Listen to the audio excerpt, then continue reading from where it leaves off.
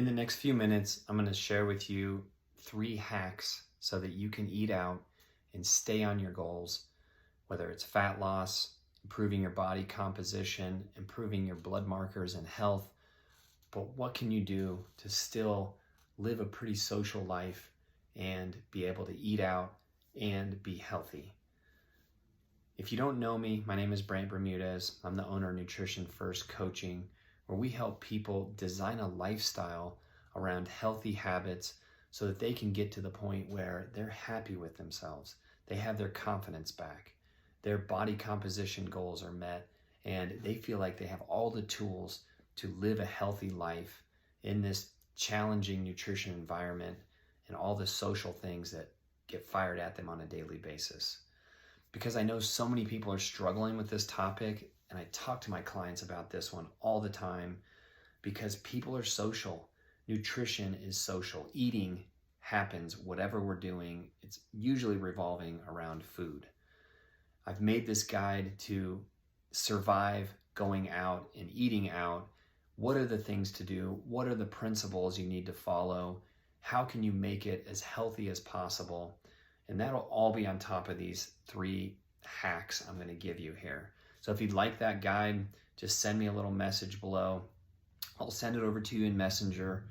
You don't have to opt in. You don't have to give me your email, nothing like that. Because one of the most basic tenets in my business with my content is that I want to give you functional, usable things so that you can take them and apply them to your life right away so that you can live your healthiest and happiest life.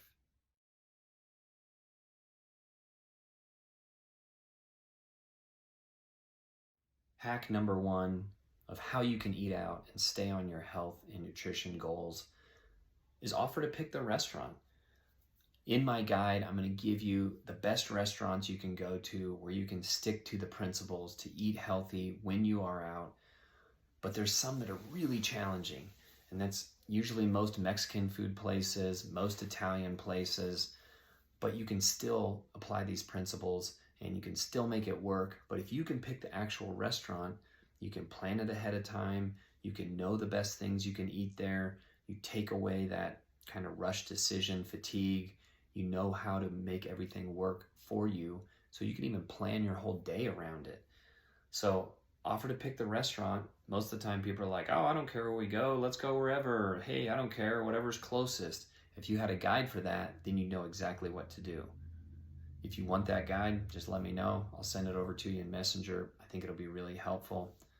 All right, that's tip number 1. Hack number 2, all right, I kind of spilled it a little bit in the first one, but this is research the menu to know what you want to get. And I'm going to preface this by, in an ideal world, you know where you're going on Thursday and it's Tuesday, and you can research it Tuesday or Wednesday. You can set your entire day up. You already know what you're going to order. And in that, I would say have a backup plan, because sometimes you might get there and they don't have that food for whatever reason. So you have 2 possibilities, a number 1 and a number 2 that you could order. You've already fitted into your meals for the day, your nutrition plan for the day. Maybe you've already pre-entered it in MyFitnessPal and you built the rest of the day around it.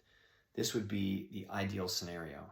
And if you eat out quite a bit for work, maybe it's lunchtime meetings and you know regular places you go to, you have all the options you need there, you can start plugging things into your day. You can really make this work for you. Maybe a little bonus tip is add in another 10 to 15% of the total calories, because anytime you eat out, they're making things taste way better. They're adding butters and oils and things that are going to cause the caloric intake to be a little bit higher than what you're probably actually expecting, or what you even might enter in some of the more well-known apps out there in terms of the foods that have some of the more well-known restaurants. So plan ahead. Oh, and one more thing. Oh yeah, plan ahead, because then you always have a plan. Be proactive, not reactive. Hack number 3, when you're going out to eat, don't be afraid to ask for customization. And the restaurant is there to please you. They're there for you as a service. So 99% of the time, you're going to be able to do what you want with the meal. to make it work for you. If there's a really starchy carb that comes on the side of that meal, like a big thing of mashed potatoes or French fries or some kind of form of potato, get double the serving of the vegetable for the day. Maybe that's broccoli and carrots or something, and you get double that amount. You're trying to get more protein into your diet, ask them how much the protein weighs that you're getting on your salad. And if it's 4 ounces and you want 8, just ask them to double that. If it's 3 and you want 6, can you double that for me? And then, yeah, it might cost a few more bucks, but if it sets you up to have exactly what you want and allows you to go to a restaurant so that you can eat out and enjoy it and be social, but stay on your goals, customize it for your needs. Dressing always comes on the sides. Any sauces on the sides. Ask them to hold off on croutons or any of the whatever crunchy, weird carbohydrate things they throw on top of already healthy vegetables and other dishes. Customize it for yourself. Talk to the server. Worst case scenario, just tell them, oh, I can't have that. I'm allergic to it. Trust me, they'll make a customization meal for you. They'll figure it out for you. Last thing they want is for somebody to have an allergic reaction at their restaurant. So they'll make it work for you. If they need to go ask the chef or talk to somebody else to figure out exactly what you're asking them, you can wait, have them go do it. Give them a good tip, they'll be happy. Everybody's happy in that situation. So don't be afraid to customize it for yourself. And if you want a lot more guidance on this, I took a lot of time to put this together. I wanted a really good guide for when you go out to eat, because my clients and I talk about this stuff all the time. You can apply this to a lot of different situations.